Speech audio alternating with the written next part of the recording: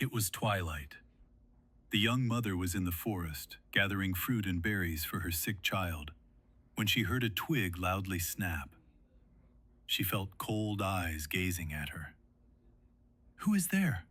Please stay back," she cried out, brandishing her walking stick and dropping her half-full basket of wild nuts, raspberries, and pears. A cruel chorus of chuckling was heard as 3 hooded men emerged from behind trees. "You shouldn't be out alone, darling," mocked the largest of the trio. Melissa was surrounded and scared.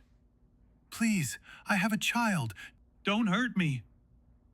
The ringleader laughed, cackling. "Don't worry.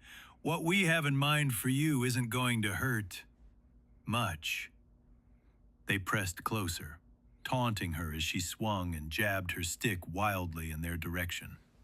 She could smell the stench of cheap whiskey. One of the men suddenly hollered in pain as something slammed into him. It looked like a blur of muscled fur.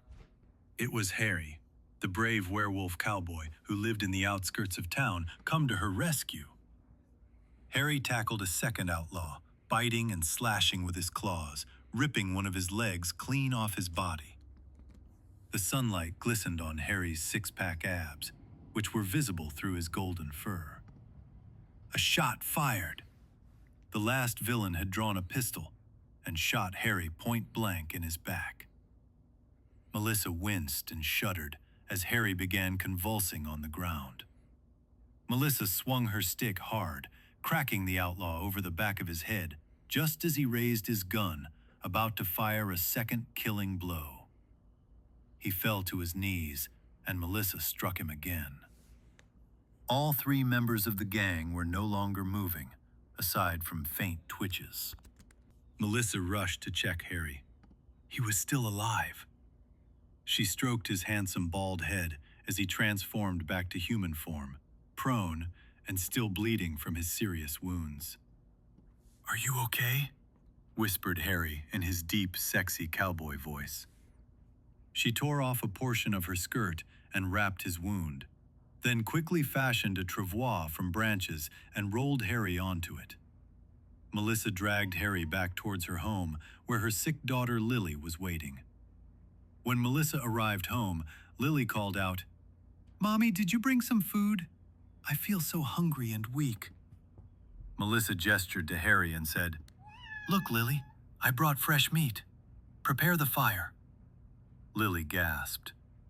"Are we going to eat Harry?" Melissa chuckled.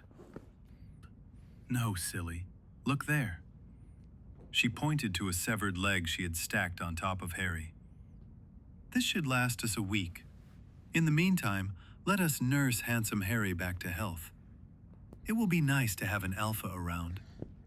Perhaps in time he will finish mourning his wife who died from scarlet fever, come to love me, and we can make a beautiful little brother for you." And they lived happily ever after.